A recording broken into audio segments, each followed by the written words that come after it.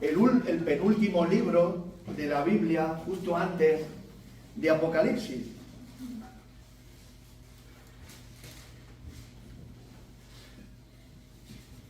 Tengo la tentación de leerlo entero, pero me lo voy a aguantar. Aunque solo son 25 versículos, pero para no alargar en demasía en la predicación y el sermón, ¿no? Decía Orígenes, el gran teólogo y padre de la Iglesia del siglo IV, Judas es una carta de pocas líneas, pero llena de poderosas palabras de la gracia celestial. Creo que quien conozca la carta estará totalmente de acuerdo con Orígenes. Y luego también decía otro que habría que llamarle Hechos de los Apóstatas. Curioso nombre, ¿verdad? Hechos de los Apóstatas. Y esta mañana vamos a ver por qué. Dios emplea a un justo Judas para desenmascarar a los apóstatas, de los que otro Judas, Judas Iscariote, por ejemplo, fue ejemplo. Válgame la redundancia. Todo lo que sabemos de cierto sobre el buen Judas es que era siervo de Jesucristo, o lo que dice literalmente la palabra, doulos, esclavo de Jesucristo y hermano de Jacobo. Es decir, era medio hermano de Jesús. Mateo 13, versículo 55. Pero esa no es su gloria. Ser medio hermano de Jesús no era su gloria. Su gloria era ser esclavo de su hermano, de su medio hermano, esclavo de Jesucristo. Y Judas, después de esta salutación, va directamente al tema sin rodeos. Esta pequeña carta, desgraciadamente, es tan relevante hoy como lo era hace 2000 años. Y vamos a ver por qué.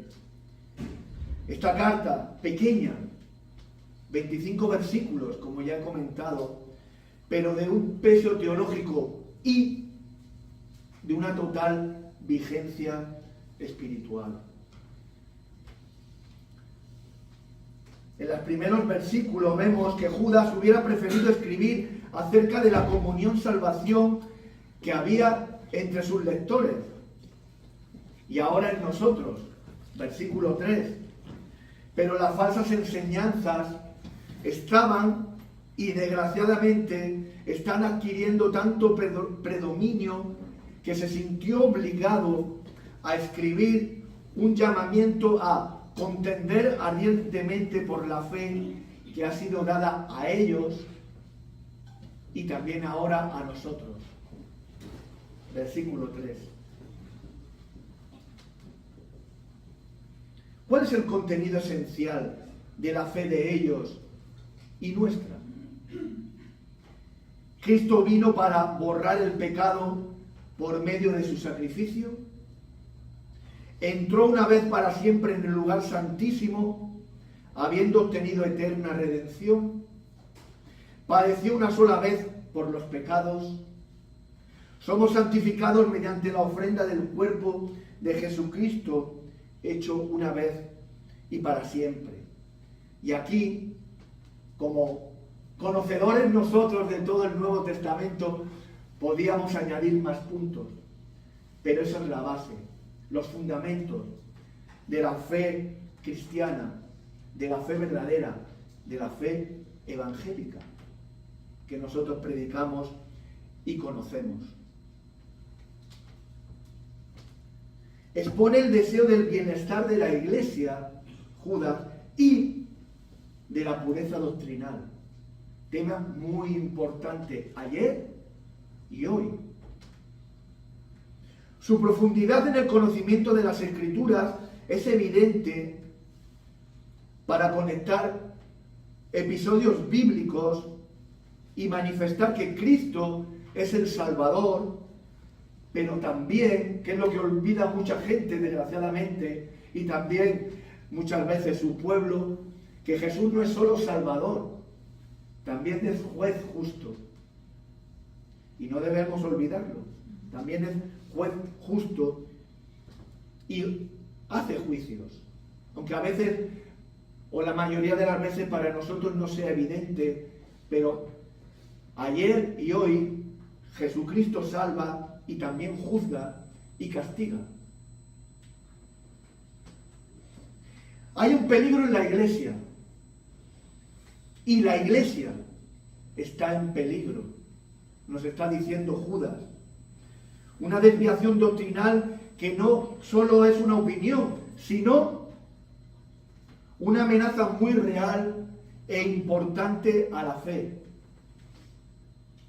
A nuestra fe.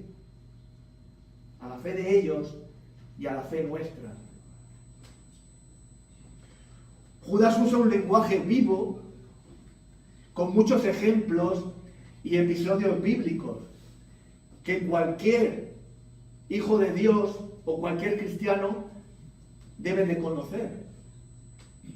Porque tenemos la obligación de conocer la palabra de Dios y las Santas Escrituras. Es decir, que aquí Judas no está hablando de cosas extrañas y desconocidas al pueblo de Dios. Y lo saca y lo aprovecha. Y estas cosas acontecieron como ejemplo y están escritas para amonestarnos. Nos dice Primera de Corintios, capítulo 10 y 11, recordarlo. Y también porque las cosas que se escribieron para nuestra enseñanza se escribieron. Romanos 15, versículo 4. Recordémoslo también. Nos escribieron para entretenernos, para contarnos bellas o tristes historias, sino para amonestarnos y para enseñarnos. Y Judas lo coge y lo usa. Y lo usa con mucha inteligencia y sabiduría, como vamos a ver más adelante. Y aquí empiezan los ejemplos. Tenemos tres claros ejemplos. Versículo 5, versículo 6 y versículo 7. El Señor, habiendo salvado al pueblo, sacándolos de Egipto, después destruyó a los que no creyeron. Dice el versículo 5, Números capítulo 13 y 14. El versículo 6, los ángeles que no guardaron la dignidad, su propia morada, están ahora bajo oscuridad en prisiones eternas. Génesis 6, versículo 1 y 2. Y el tercer ejemplo de estos primeros que Judas nos sirve, nos da, presenta delante de nosotros, que es el castigo de Sodoma y Gomorra. Génesis capítulo 19, versículo 24 y 25. ¿Qué nos están hablando? ¿Qué nos enseña? ¿Qué nos dice? ¿Qué muestra delante de nosotros estos ejemplos que Judas nos muestra? El pecado de incredulidad. Abandonaron el estado que Dios les había asignado a los ángeles. Y sobre Sodoma y Gomorra, inmoralidad sexual y toda clase de vicios carnales. Pecado de incredulidad, abandonar el estado al que Dios le había asignado, inmoralidad sexual y toda clase de vicios carnales. ¿No suena muy de hoy? ¿No suena muy contemporáneo? Y continúa con la descripción del peligro y de los peligros. Versículo 11. Han seguido el camino de Caín. Génesis 4, versículo del 3 al 7. El error de Balaam. Números, capítulo 31, versículo 16. Y perecieron en la rebelión de Coré. Números 16, versículo del 1 al 3. ¿Qué podemos sacar de esta enseñanza? ¿Qué vemos en ella? el rechazo de la salvación, el esfuerzo humano por agradar a Dios y la envidia de Caín. Ejemplo vivo. Segundo, el deseo de enriquecerse y transformar el servicio de Dios en un negocio, avaricia. Ahí está Balaam. ¿Cuántos Balaams hay hoy en día, verdad? En la iglesia del Señor. ¿Cuántos Balaam? Y tercer punto, el rechazo y oposición a la autoridad y manipulación espiritual. La rebelión de Coré. También, desgraciadamente, la vemos demasiadas veces en la iglesia y en el pueblo del Señor. Finaliza esta exposición sobre la apostasía con 5 símiles del mundo natural para plasmar el carácter y destino de los apóstatas. Y ahora vamos al versículo 12 y al versículo 13. Primer símil. Estos son manchas en vuestros ágapes o comidas fraternales que celebraban los primeros cristianos. Segundo, son nubes sin agua, llevadas por los vientos. Tercer símil, árboles otoñales, 2 veces muertos y desarraigados. Cuarto símil, son fieras ondas del mar. Y quinto símil, son estrellas errantes. ¿Qué nos enseña estos hombres? ¿Qué nos enseña este comportamiento? Esta analogía de vida. Que no temen a Dios ni a los hombres. Parecen dar alivio a la sed. Parece que traen frescor a la tierra seca, pero no tienen nada que dar. Como esas nubes que muchas veces vemos pasar, que mucho trueno y mucho rayo, pero ni una gota de agua. No dan ni una gota de agua. Y sin mucho miedo. Y sin mucho miedo. Están vacíos de fruto. Árboles otoñales. En el otoño, bueno, yo no sé mucho de plantas, pero creo que en el otoño ningún árbol da fruto. No se puede esperar fruto de un árbol en otoño. Pues estos hombres, vacíos de fruto. Las fieras ondas del mar, ingobernables, con mucho ruido y movimiento, pero que solo dan 2 cosas: espuma y fango. Solo traen espuma y fango. Y el quinto símil, como enseñanza, carecen de valor y ayuda para la navegación. Una estrella que se mueve no es de fiar. ¿Por qué la estrella polar es de fiar? ¿Por qué la estrella polar es guía de los marineros, de los aviones, incluso de alguien que va andando con una brújula? Porque no se mueve. Porque no se mueve. Es imposible conseguir dirección espiritual de una estrella que continuamente se está moviendo. Pues estas son estrellas errantes. No sirven para dirigir las vidas de manera correcta. Como se suele decir, no sirven para encontrar el norte. Estos hombres, también mujeres, muchas promesas, pero ningún poder.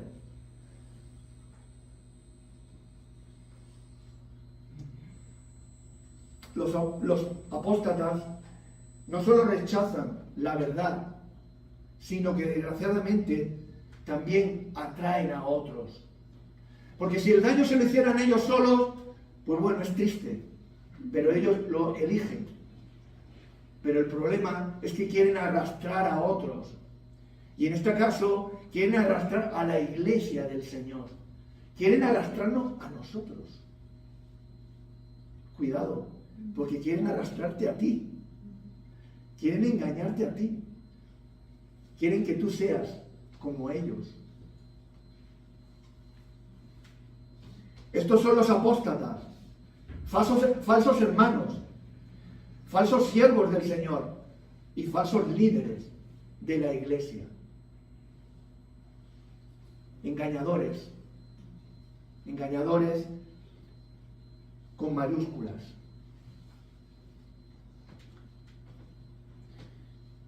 Esto es lo que nos avisa Judas en su pequeñísima carta, en su pequeñísima carta, pero tan llena de una enseñanza tan espiritual y tan gloriosa.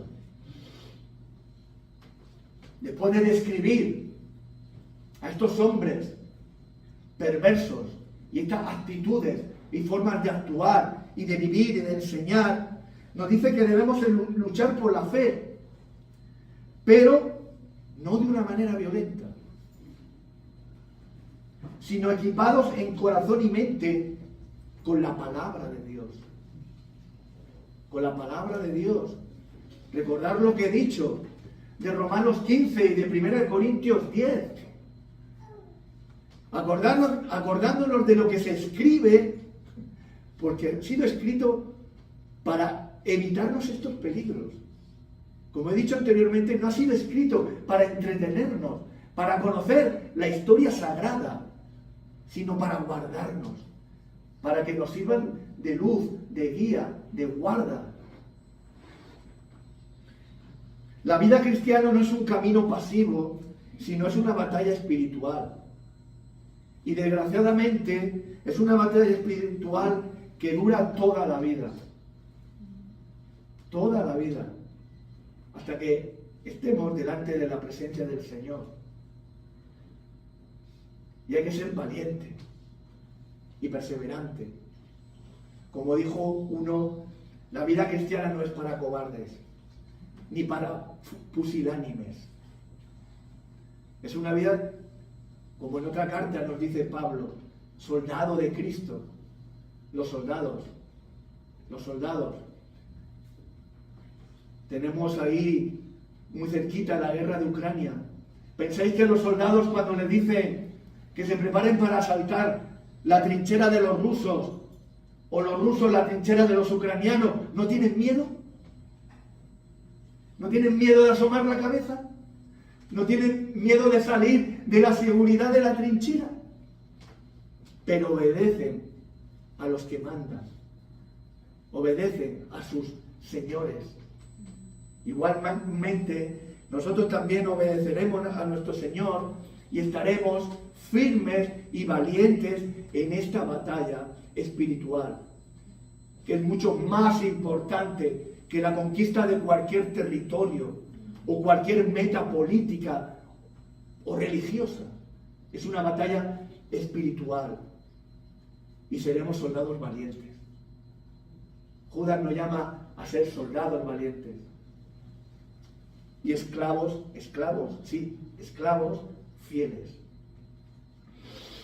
La gracia no es un pretexto para el pecado, sino la justa capacitación para vivirla.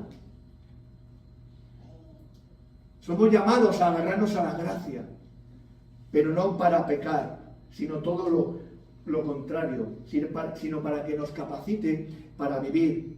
Proteger la fe no es solo defenderla, sino vivir conforme a ella. Evidencia de la verdad que proclamamos. La Biblia más fiel, más visible delante de las personas.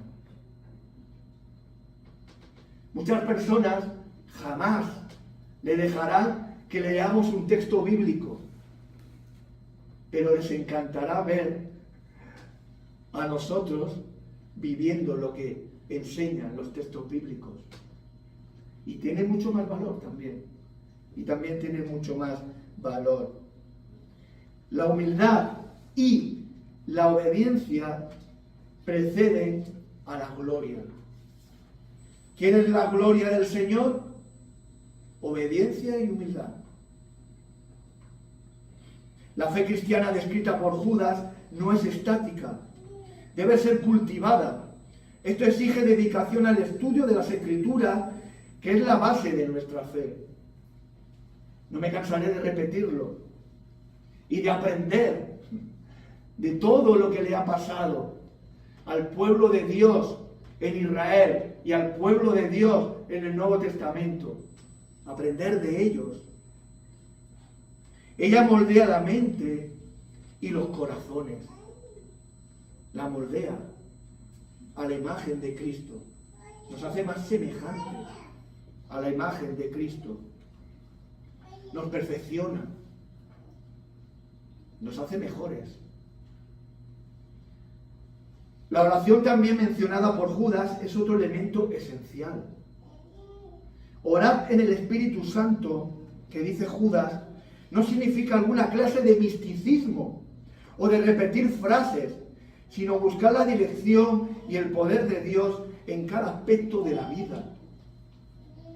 Este tipo de oración fortalece al creyente, dando sabiduría y valor para afrontar los peligros y edificar la fe. Afrontar los peligros y edificar la fe significa también la comunión con tus hermanos, con los creyentes. Orar continuamente es un llamado a una comunión y dependencia profunda de Dios. Un llamado a la comunión y a la dependencia profunda de Dios. Porque también cuando oramos estamos manifestando nuestra dependencia de Dios, que le necesitamos. Humildad. Dicho, la humildad precede a la gloria. La obediencia y la humildad precede a la gloria. Y no a la gloria de los hombres, que esa pasa, sino a la gloria eterna, que un día tendremos con Jesucristo.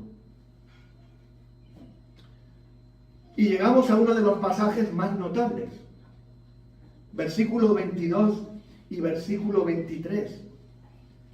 Es la orientación práctica de cómo lidiar con aquellos que están al borde de la apostasía o ya han sido entregados, tragados por ella.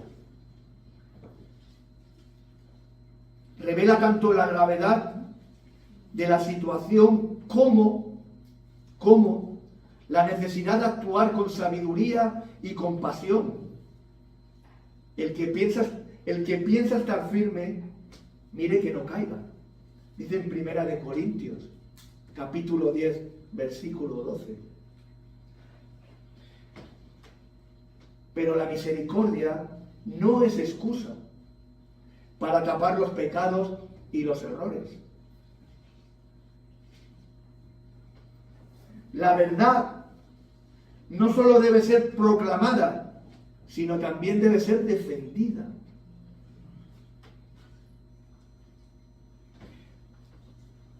Y la imagen del fuego, que nos habla Judas, en el versículo 23, en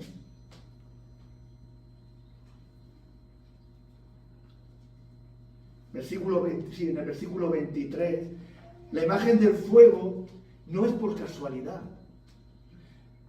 porque el fuego es símbolo del juicio y también símbolo de la perdición eterna y del infierno. Y eso no es cosa de poca importancia. El fuego, ¿os podéis imaginar dentro de un incendio? ¿Qué angustia debe ser eso? Imaginaros esa angustia eternamente.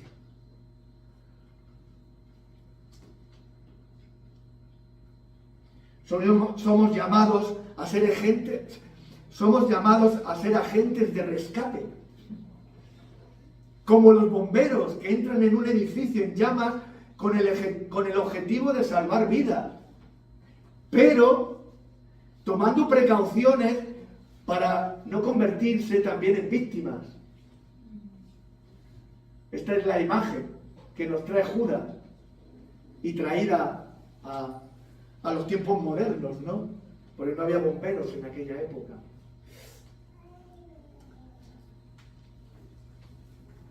Termina nuestra carta con una de las dosologías más poderosas de las Escrituras, y esto sí lo quiero leer. Versículo 24 y versículo 25. Y aquel que es poderoso para guardaros sin caída y presentaros sin mancha delante de su gloria con gran alegría, al único y sabio Dios, nuestro Salvador, sea gloria y majestad, imperio y potencia, ahora y por todos los siglos. Amén. Amén. Alabanza y supremacía de Cristo, que es Dios.